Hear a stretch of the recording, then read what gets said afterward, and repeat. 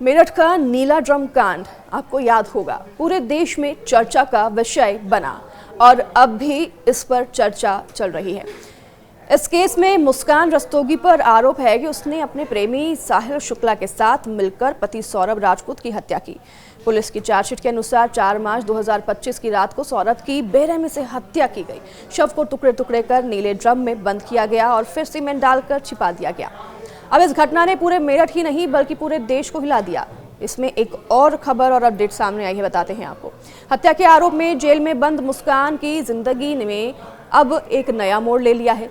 Jail की नियमित medical जांच के दौरान यह खुलासा हुआ कि मुस्कान 6.5 महीने की प्रेग्नेंट है। अप्रैल 2025 में पहली बार मेडिकल टेस्ट में यह बात सामने आई थी। इसके बाद अगस्त में कराए गए अल्ट्रासाउंड में पुष्टि हुई कि वह 26 हफ्ते से ज्यादा गर्भवती है। मुस्कान ने अब गर्भवती होने के आधार पर हाईकोर्ट में जमानत की अर्जी भी दाखिल की है। उसने फ्री लीगल एड की मदद से वकील नियुक्त किया है और प्रक्रिया शुरू कर दी है।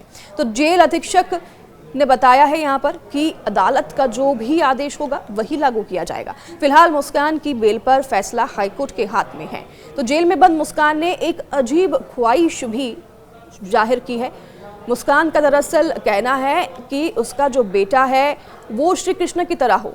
मुस्कान ने कहा कि श्री कृष्ण भी जेल में पैदा हुए थे और वह चाहती है कि उसका बेटा भी श्री कृष्ण जैसा हो। तो जन्माष्टमी पर उसने व्रत भी रखा था और जेल प्रशासन से यही कहा कि कोख में पल रहे बच्चे के लिए उसकी प्रार्थना यही है।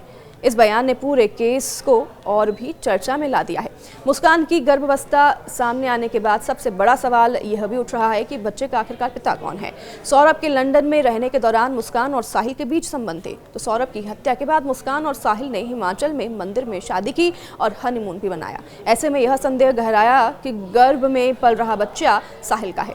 हालांकि सौरभ के परिजन कहते हैं कि डीएनए टेस्ट से सच्चाई सामने आनी चाहिए। सौरभ के भाई राहुल राजपूत ने कहा कि अगर बच्चा सौरभ का हुआ तो परिवार उसे स्वीकार करेगा और पालने की जिम्मेदारी भी उठाएगा, लेकिन अगर बच्चा सौरभ का नहीं है तो उनका परिवार उससे कोई भी संबंध नहीं रखेगा। इसलिए उन्होंने पुलिस और कोर्ट से डीएनए टेस्ट की मांग की है। तो वहीं मुस्कान और साहिल दोनों ही नशे के आदी थे। मुस्कान सूखे और इंजेक्शन दोनों ही तरह के नशे करती थी और जेल में भी नशा मुक्ति केंद्र की मदद से दोनों का इलाज लगातार किया जा रहा है। अब मुस्कान नशे से पूरी तरह से तो दूर है, साहिल भी नशे से छुटकारा पाकर जेल में बागवानी जैसे कामों में समय बिता रहा है। मुस्कान को गर्भवती महिला कैदियों के लिए बनाए गए नियमों के अनुसार सुविधा दी जा रही है। तो डॉक्टर और गायनोकोलॉजिस्ट समय समय पर मुस्कान का जांच करते रहते हैं। जरूरत पड़ने पर उसे जिला महिला अस्पताल भी ले जाया जाता है। तो खान पान और मेडिकल पर विशेष ध्यान मुस्कान पर दिया जा रहा है। भारतीय कानून के मुताबिक गर्भवती होना अपराध से छूट नहीं देता, लेकिन अदालत बेल पर विचार करते समय मानवीय आधार को ध्यान में रख सकती है। कोर्ट यहाँ पर सीआरपीसी की धारा 433 और बीएनएस 2023 की धारा 480 में गर्भवती महिलाओं को कुछ राहत की व्यवस्था जरूर है। हालांकि हत्या जैसे संगीन अपराध में अदालतें सावधानी से फैसला करती हैं।